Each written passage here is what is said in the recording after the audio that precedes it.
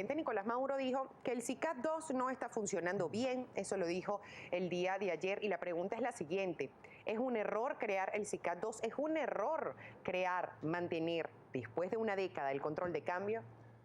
Bueno, preguntas complejas. Después vamos a hablar de control de cambio, pero SICAD 2 era un paso en la dirección correcta. ¿Por qué? Porque era un sistema que manejaba un tipo de cambio algo más cercano a la realidad.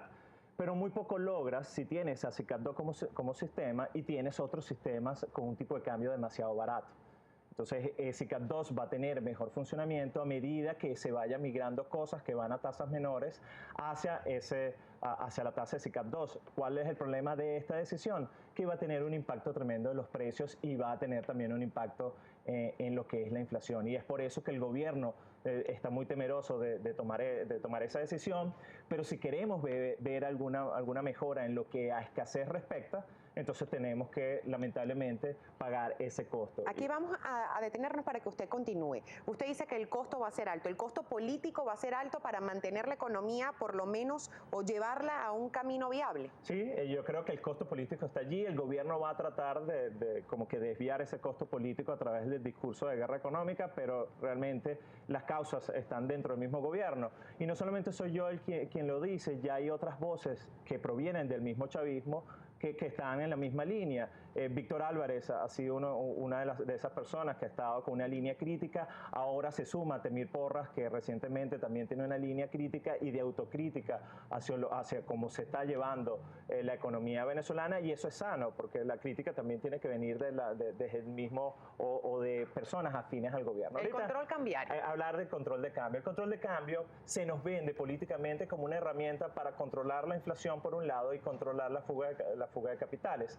Pero cuando a uno revisa las cifras de esas dos variables, nos damos cuenta que la inflación durante las épocas de control y las fugas de capitales durante las épocas de control de cambio son superiores a las épocas sin control. Y aquí hay que también alertar a las personas. En algún momento se va a tener que desmontar el control de cambio actual. Y el año que se desmonte el control de cambio, por lo general, y es muy probable que ocurra, se acelera mucho la inflación. Cuando se levantó Recadi, la inflación el año antes del levantamiento fue alrededor del 33-36%, el año de levantamiento fue un poco más de 80%. Cuando se levantó la OTAC de Caldera, la inflación está alrededor del 56%. Cuando se levantó el control de cambio, ese año la inflación fue 103%. Un fenómeno, una dinámica similar vamos a vivir cuando se levante el control de cambio, porque hay un conjunto de bienes y servicios que están en la economía venezolana que van a ver su precio incrementado, y eso va a hacer que la inflación se acelere. Eso es un escenario que seguro vamos a vivir en los próximos meses. Según su estimación. Algunos economistas dicen que quizás podemos finalizar el año con una inflación de aproximadamente 70%. Sí. Si allí se levanta el control de cambio y se habla de que se aumenta mucho más el nivel de inflación, en su estimación, ¿cuánto pudiese ser? 3 dígitos. Venezuela estamos hacia un escenario, y uno no quiere ser pesimista, pero eso es lo que el pasado ha determinado y lo que la realidad económica también así lo hace. Nosotros estamos a las puertas de una inflación anual, no este año, quizás el próximo, de 3 dígitos. Eso sí, acá la buena noticia, esa es la mala, ¿no? La buena noticia es que los años posteriores la inflación disminuye de manera significativa. Cuando se levantó en la OTAC, el año siguiente fue un poco más de 30%, y después, 2 o 3 años después, se logró llevar a 20%, y la dinámica después es que se vaya controlando. O sea que la mala noticia es puntual para ese año de levantamiento, después las cosas se encausan y van mejorando. Nosotros tenemos muchísimas interrogantes y Gabriel tiene algunas y comparte con nosotros, ¿cierto, Gabriel? Efectivamente, Carolina, varias preguntas para nuestro invitado de esta mañana, nuestro primer invitado de esta mañana, el señor Henkel García, director de Econométrica. Buenos días para usted. Varias preguntas que nos llegan a través de nuestra cuenta en Twitter, @primerapágina. La primera de ellas, Alicia Guillén, nos pregunta: buenos días al señor García. Respecto de las proyecciones económicas, ¿usted sugiere endeudarse en bolívares con la banca privada o pública para comprar divisas extranjeras? Suponemos que esto tiene que ver sin duda con la posibilidad de comprar divisas a través del SICAD 2. ¿Cuál sería su sugerencia? Oye, es una actividad especulativa, es una decisión que tiene que tomar cada quien y se lo dejo libre. Lo que sí dice la teoría financiera, y esto es más de finanzas personales, es que cualquier endeudamiento tiene que ser dedicado a la compra de un activo que finalmente produzca o que se revalorice con la inflación. Y sobre todo cuando tienes una tasa de interés que está por debajo de la inflación. O sea, partiendo de esa premisa, las personas pueden tomar la decisión. A mí esa especulación con el precio de la divisa es algo que es riesgoso porque tienes que tener un timing prácticamente perfecto. Bueno, pero todo depende de cómo la persona asuma, ¿no? La posición con respecto a sus finanzas personales. Es una actividad riesgosa, cada quien que considera el riesgo a ver si lo tolera o no lo tolera.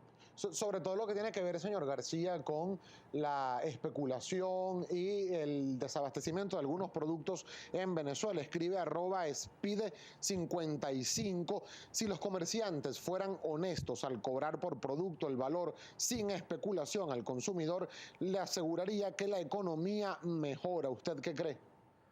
Sí, esto es como una matriz de opinión que se va creando y tiene que ver con el manejo mediático. O sea, agarras 2 o 3 casos de personas y empresas que especulan y lo tratas de generalizar a la economía.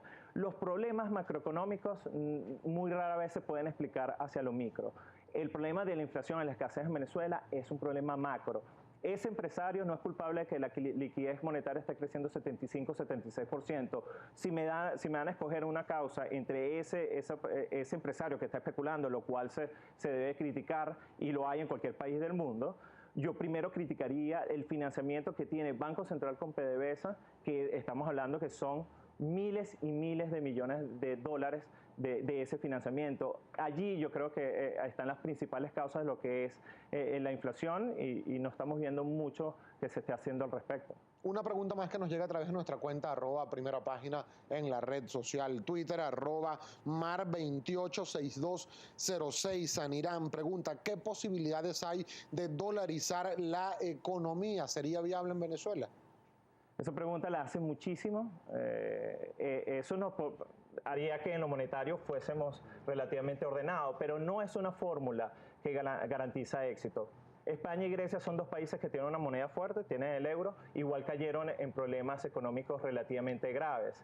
Y dolarizar nos quita una herramienta de política que es la política monetaria. Si nosotros dolarizamos, la política monetaria la dictaría la Reserva Federal de Estados Unidos.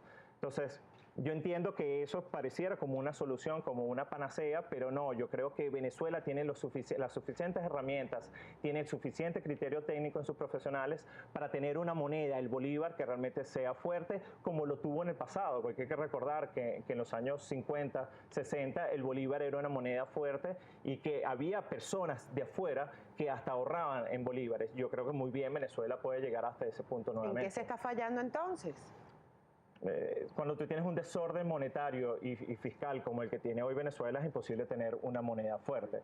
Y eso poco a poco lo vamos a ir recuperando. A las personas lo que le digo es que tengan un poco de paciencia.